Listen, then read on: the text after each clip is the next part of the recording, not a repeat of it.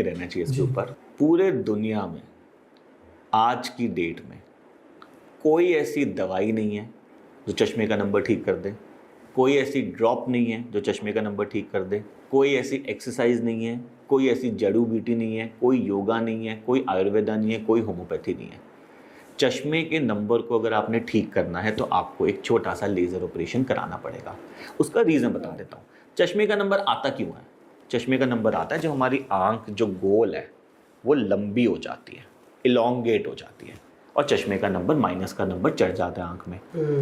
अब अगर मेरी हाइट 6 फुट हो गई तो मैं क्या किसी दवाई से, जड़ी बूटी से 5 फुट कर सकता हूँ? नहीं कर सकता ना, पैर काटने पड़ेगा मुझे। तो ऐसी एक बार ये आपकी आँख लंबी हो गई, अब आप दवाइयों से उसको छोटा तो नहीं कर सकते ना, तो एक ऑपरेशन से ही आप उसको हटा सकते हो। लेकिन ये चलते रहते हैं आजकल बहुत। मैं देखता हूँ भाई कोई कह रहा है एक्सरसाइज कर लो, कोई ड्रॉप डाल लो, कोई कुछ कह रहा है घास पे चल लो। They are not scientifically proven, और ना इसके ऊपर कोई एविडेंस है।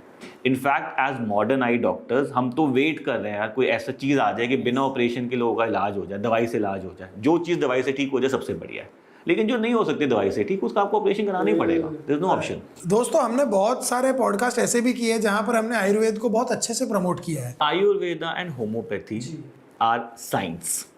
एंड कितने साल मेरे को आंख में आई थी एक ऐसा बॉयल सा आ जाता है। नहीं आंख में मेरे को बॉयल आया, ठीक है, और मेरे को दर्द वाला। मैं बोला यार ये क्या हो गया। मैं आंख के डॉक्टर के पास गया, उसने बोला कि शायद तुम बाहर से आए हो तो बाहर आई फ्लू फैला हुआ है, और कोविड के टाइम पे भी ऐसा हुआ था। ऐसा आपको कोई डॉक्टर ने बोला?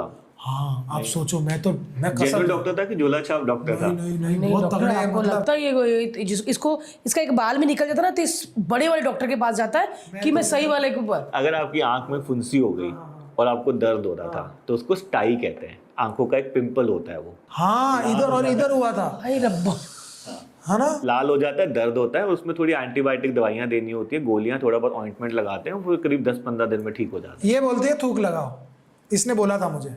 तो मेरी मम्मी ने एक और चीज बोली थी, वो मैं अगर डॉक्टर को बोलूंगी तो वो कहे मम्मी को क्या बोला था? क्या बता? आप डांटना मत मेरी मम्मी को, बेचारी कहती सिंदूर लगा लो। सिंदूर अंधा कर देगी। नहीं, कसम से जितने भी लोग नॉर्थ से देख रहे होंगे, पंजाब से, मैं खुद बड़ी हुई हूँ, आंख में सिंदूर लगा, जैसे सर यहाँ पे एक दाना हो जाता है या यहाँ पे ना, तो कहते सिंदूर लगा लो ऐसे करके उस दाने पे। तो अब ये भी मिथ है, मिथ है ना, मिथ है ये सब सारी सिंदूर कौन से को मैं मांग थोड़ी भर रही हूँ। मैं आपको बताता हूँ जो आपकी प्रॉब्लम हुई तो थी क्या। हमारी आंखों की पलकें हैं, हाँ, लैशेज है, उनकी जो जड़ है वहां पे बैक्टीरिया की इन्फेक्शन हो जाती है, और ये स्टाई करके जो पिंपल सा बनता है आंख में, ये बन जाता है। तो सिंदूर लगाने से वो नहीं हट सकता ना, उसके लिए एंटीबायोटिक ट्रीटमेंट दोगे, बैक्टीरिया मरेगा तो आप प्रॉब्लम ठीक हो जाएगी आपकी। एक और चीज है, जब भी ऐसा कोई आंख में होता है, फिटकरी का पानी की बूंदे डलवा। अरे नहीं यार, फिटकरी नहीं लगानी यार, फिटकरी वैसे ही आंख को डैमेज कर देगी। अरे क्या तुम डॉक्टर साहब आई तो इनको गलत बुला लिया हमने।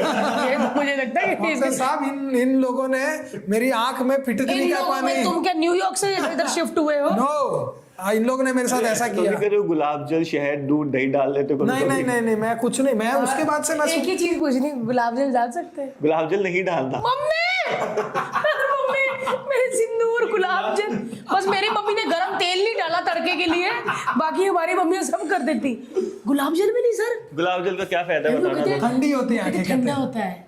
जो आप गुलाब जल डाल रहे हो क्या वो आंखों में डालने के लिए बना है? नहीं, हमने तो मार्केट में गए, गुलाब जल की शीशी देना, वो शीशी दे दी ना, उसमें कुछ स्टेरिलाइजेशन प्रोटोकॉल्स है ना, एसेप्सिस है, वही आंख में डाल दिया, कल को वही आंख में इन्फेक्शन कर जाएगी। मैं बड़ा शूटिंग करती हूँ डॉक्टर, और इससे